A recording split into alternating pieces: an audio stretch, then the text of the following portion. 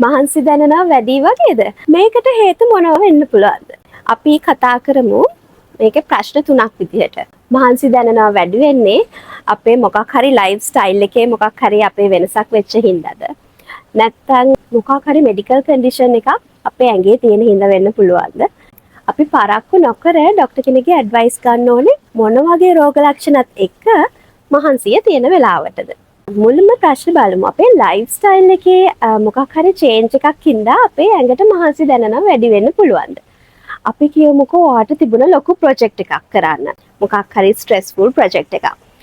ගොඩක් රැට නිදි මරන්නත් වෙලා. ඔයා ගොඩක් ස්ට්‍රෙස් එකකින් තමයි මේ වැඩ ටික ඉවර කරන්න ප්ලෑන් කරන්නේ. අන්න ඒ වගේ වෙලාවට ඒ වගේ ප්‍රොජෙක්ට් එකක් ඉවර වුණත් සමහර වෙලාවට ඔයාලට සති දෙකක් තුනක් යනකම් ටිකක් මහන්සි දැනෙනවා වෙන්න පුළුවන්. මොකද අපේ ඇඟට ටිකක් ටයිම් ඕනේ රිසෙට් කරගන්න යාව. මේ වගේ වෙලාවට නම් ඔයාගේ ස්ට්‍රෙස් ටිකක් අඩු වෙන්න මොන හරි ඇක්ටිවිටීස් කරන එක, හොඳට ඇඟ හයිඩ්‍රේට් කරලා තියාගන්න එක, බැලන්ස්ඩ් ඩයට් එකක් ගන්න එක.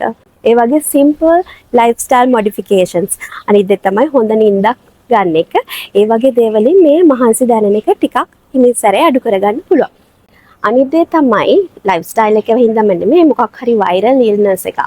මොකක් හරි ඇඟේ තිබ්බනම් අපි කියමුකෝ ඩෙන්ගු ෆීවර් කියලාම ඒ වගේ දෙයක් හැදිලා හොඳ වෙලා ඒ කියන්නේ සතියක් දෙකක් ගියාට පස්සේ තවත් සතියක් දෙකක් විතර ඇඟ ටිකක් මහන්සි වෙන්න පුළුවන්.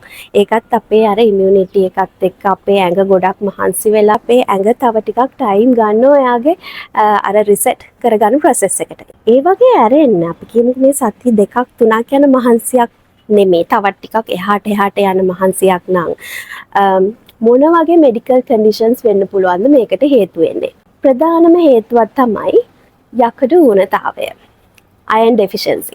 අනිත් එක තමයි අයන් ඩෙෆිෂන්සි තිබ්බත් නැතත් අපේ ඇඟේ හිමෝග්ලොබින් ප්‍රමාණය අඩු නම් අපේ ඇඟේ ඇනීමියා කියන කන්ඩිෂන් එක තියෙනවා නම් හිමෝග්ලොබින් අඩු වුනහම අපේ ඇඟේ පටක වලට ඔක්සිජන් ගෙනියන කාර්යක්ෂමතාවය අඩු වෙනවා. ඒක නිසා තමයි අපේ ඇඟට ගොඩක් මහන්සි දැනෙන්නේ. තව දෙයක් තමයි අපේ ඇඟේ විටමින් වර්ග අඩුවීමක් අඩු මට්ටමක් තියෙන වෙලාවලට මේ වගේ ඇඟේ මහන්සියක් දැනෙන්න පුළුවන්. උදාහරණයක් විදිහට විටමින් D වගේ.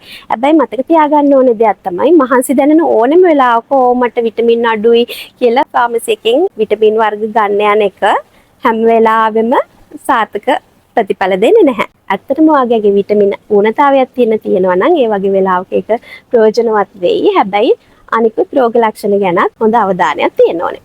අනිත් දේ තමයි ඔගේ තයිරොයිඩ් ග්ලෑන්ඩ් එක අදාළ මොකක් හරි ඩිසෝඩර් එකක් තියෙනවා නම් ඒ කියන්නේ විශේෂයෙන්ම ඔයාගේ තයිරොක්සින් හෝමෝන් එක නිෂ්පාදනයේ අඩුවක් තියෙනවා නම් ඒ වගේ වෙලාවටත් ඔයාගේ ඇඟේ මහන්සි ගතිය එන එක වැඩි වෙන්න පුළුවන්. දියවැඩියක් වගේ තත්ත්වයක් තියෙනකොට ඔයාගේ ඇඟේ තියෙන ග්ලූකෝස් එයානේ අපේ ඇඟට ශක්තිය හදලා දෙන්නේ. දියවැඩියාව තත්ත්වයේදී ඔයාගේ ඇඟේ ග්ලූකෝස් හරියට පාලනය වෙන්නේ නැති වෙන්න පුළුවන්. ඒ වගේ අවස්ථාවලත් ඔයාට ඒක මහන්සියක් විදිහට දැනෙන්න පුළුවන්. අනිත් ඒ තමයි long term ඒ කියන්නේ දීර්ඝකාලීන යම් අසනීප අපේ හදවතේ අසනීපයක් වෙන්න පුළුවන් heart disease මොනවා හරි නැත්තම් වකුගඩු වල නැත්තම් liver එකේ මොනවාම හරි දීර්ඝකාලීන ප්‍රශ්නයක් ගොඩ රැගීගෙන එනවා නම් ඒවත් හේතුවක් වෙන්න පුළුවන් අපේ මේ මහන්සිය වැඩිපුර දැනෙන එකට. ඊට අමතරව තව එක් කරුණක් තමයි ඔයා හොඳට නිදාගෙන ඇහැරෙන කෙනෙක් වුණත් ඔයාට තියෙන්න පුළුවන් obstructive sleep apnea කියන කන්ඩිෂන් එක. ඒකෙදී ඔයාගේ ඇත්තටම ඔයා නිදියා ගත්ත කියලා ඔයා හිතුවත් ඔයාගේ නිින්දට මගදී බාධා වෙන්න පුළුවන්. අන්න ඒ වගේ තත්වයකදීත් ඔයාට අර ඇත්තටම හරියට නිදාගෙන නැතුව නැගිට්ටාම එන මහන්සිය වගේ දවස් 30 එන මහන්සියක් දැනෙන්න පුළුවන්.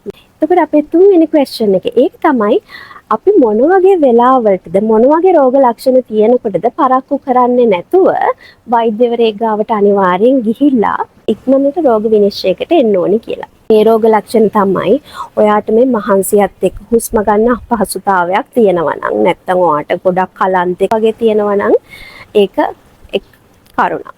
ඒ වගේම තමයි අපි කියමු ඔයාට මල පහ පිට වෙනකොට මල පහත් එක්ක රුධිරය පිටවීමක් වෙනවා නම් ස්ටූල්ස් එක්ක බ්ලඩ් පාස් වීමක් වෙනවා නම් ඒ වගේ කන්ඩිෂන් එකක් තියෙනවා.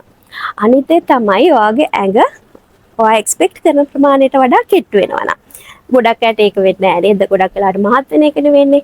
හැබැයි ඔයා හිතන ප්‍රමාණයට වඩා ඔයා ගොඩක් ඇඟ කෙට්ටු වෙනවා නම් ඔයාගේ බර හිතන්න නැති ප්‍රමාණයට ඉක්මනට කෙට්ටු වෙගෙන යනවා නම් ඒකත් එක හේතුවක්. ඔයා ඉක්මනට ડોක්ටර් කෙනෙක් ගාවට ගිහිල්ලා ට්‍රීට්මන්ට් එකක් නැත්නම් ඩයග්නොසිස් එකකට යන එක.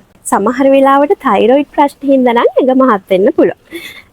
ඒකත් සැලකිය යුතු කරුණක්. අනිත් දේ තමයි මම තව නොකියපු කාරණයක් සාමාන්‍ය ස්ට්‍රෙස් මට්ටමක් විතරක් නෙමෙයි.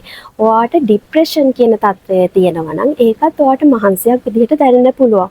එතකොට ඔයාට ඇත්තටම අර සාමාන්‍යයෙන් ඔයාට කරන දේවල් කරන්න හිතෙන්නේ නැහැ. ගොඩක් ඔයාට ලෝ මූඩ් එකක ඔයා ඉන්නේ.